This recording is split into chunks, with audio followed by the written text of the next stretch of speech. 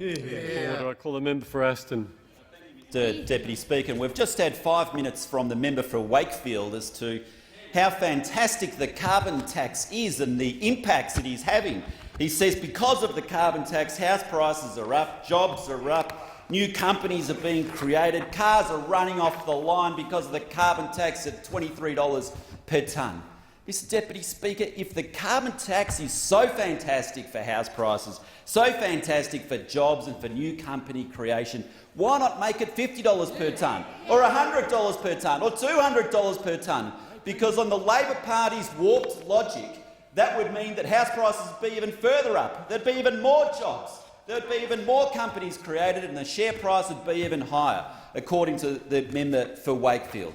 But of course it is absolute nonsense, Mr Deputy Speaker. The carbon price has no such impact. In fact, the carbon price is a dampener on all of those activities, and every economist in the nation will tell you.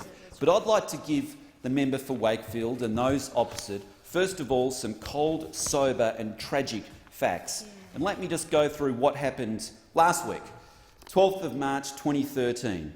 The last wholly owned Australian cannery, Cowries Windsor farm foods factories placed into voluntary administration. 70 jobs lost. The day before that, the 11th of March, CSR's Viridian puts off 150 jobs. The week before that, 1st of March, the iconic soup manufacturer Rosella shuts down 70 jobs. The week before that, Amcor announces that over 300 jobs will be lost. The week before that, Penrith Soda announces that it will cease soda ash production and cites the carbon tax as having a big bearing on its decision. The couple of weeks before that, Boral announces 790 jobs that will be lost. The week before that, BlueScope Steel announces the loss of 170 jobs. Now that just brings me back to mid-January, Mr Deputy Speaker. I could continue to go through this exhaustive list, going week by week by week, all the way back to find jobs lost after jobs lost after jobs lost in our manufacturers. And I ask, in all seriousness, to the Labor government members, how many jobs need to be lost before they realise that the manufacturing sector is struggling? And why is it struggling, Mr Deputy Speaker? In part, it's because the Aussie dollar is high. That is a part. But a big part is also because the government's policies are making it so much harder for Australian manufacturers. Now, you know that they've re-regulated the labour market, which makes it tougher. We know that they've added 20,000 new regulations and only removed 200. But the worst aspect of it all is the introduction of the world's largest carbon tax, which diminishes the key competitive advantage of our manufacturers, and that is cheap energy. And don't just believe me or the coalition in making these statements, but listen to the businesses themselves as to why they are laying off workers or why are they closing down their businesses. And many will cite directly that the carbon tax has been a direct contributor to it. Or you can read yesterday's ASIC report, which came out, and indeed it also blamed the carbon tax for contributing to so many businesses across Australia for closing. That report found that there were 10,632 company collapses over the last 12 months, and that is 12% higher than during the global financial crisis. 12% higher than during the global financial crisis. And the member for Wakefield tells us how fantastic everything is. And yet we've had company collapses 12% higher than during the peak of the global financial crisis. And this report says that while the high Aussie dollar is seen as the main factor behind manufacturing closures, experts say the carbon tax is adding to increasing cost burdens for many firms struggling to stay afloat, Mr Deputy Speaker. You also could listen to the ACCI chief, Mr Greg Evans, and he says that, and I quote, "In energy-reliant industries, such as manufacturers, it is already showing up in job losses, deferred investment and, in the worst cases, business closures." That's what Mr Evans from ACCI says in relation to the carbon tax. That's the reality, Mr Deputy Speaker. The member for Wakefield and those opposite can say for as long as they like how fantastic this carbon tax is, how it's leading to growth and to companies starting up and how it's leading to additional jobs and all sorts of other great things. But the reality is in fact the opposite. The reality is that we've had more companies close than any time that we've had more companies close than at the peak of the GFC, and almost every week we're having manufacturers laying off workers. The reason this is occurring, Mr Deputy Speaker, is very simple, and it's because the carbon tax is damaging to our manufacturers because it makes them less competitive versus their fierce competitors from overseas.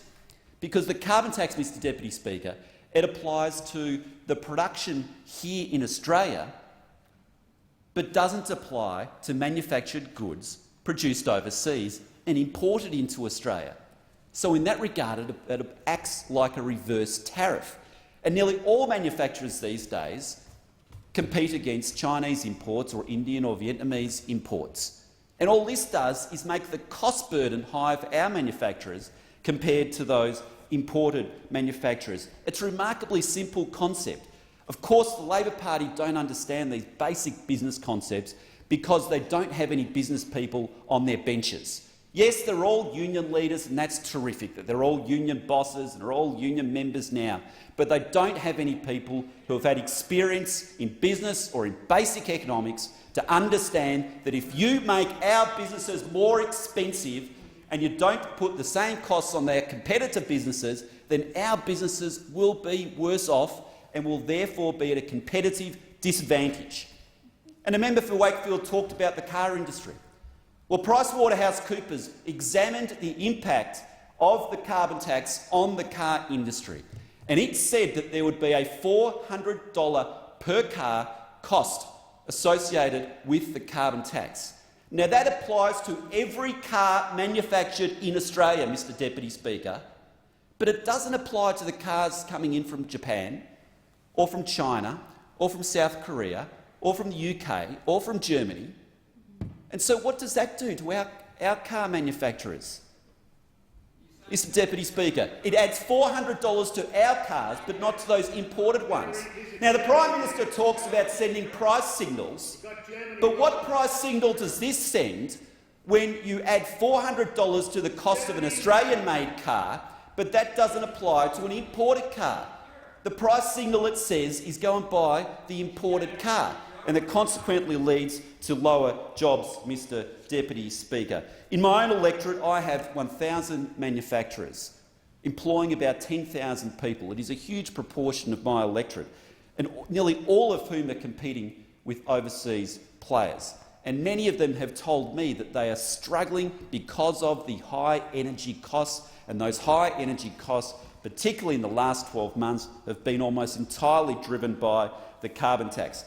And, Mr Deputy Speaker, this year is just the start of the carbon tax. It's $23 per tonne, and it's having a 10 to 20% increase on electricity prices for businesses. But that's just the start. In 2 years' time, it'll be $29 per tonne. By 2050, Mr Deputy Speaker, it will be $350 per tonne, according to the government's own figures. You can look up the government's own figures, and it says it will be $350 per tonne by 2050. Now, if this carbon tax stays in place and it goes up to $350 per tonne, I would predict that that would be the end of manufacturing in my electorate and almost all manufacturing across Australia. I cannot see how manufacturing in this country could survive if the carbon tax went up an additional 15-fold to $350. That's what's at stake here in this debate, and that's what's at stake in this election coming up, because we will have two competing visions in relation to our manufacturing sector. From our side, we will be scrapping the carbon tax. Make no bones about that, it will be gone, and we'll be providing other incentives to try to boost manufacturing in this country. And on the other side of the ledger, you will have the Labor Party, who will be promising to continue with the carbon tax and promising to continue with the upward trajectory of that tax, starting at $23 this year, going to $29 in 2 years' time, and going all the way up to $350 in 2050, which is exactly what the government has forecast and exactly what the government actually desires, Mr Deputy Speaker. This carbon tax needs to go for the benefit of our manufacturers and the benefit of Australian jobs. Member for Aston Summers expired. I call the member for Throsby.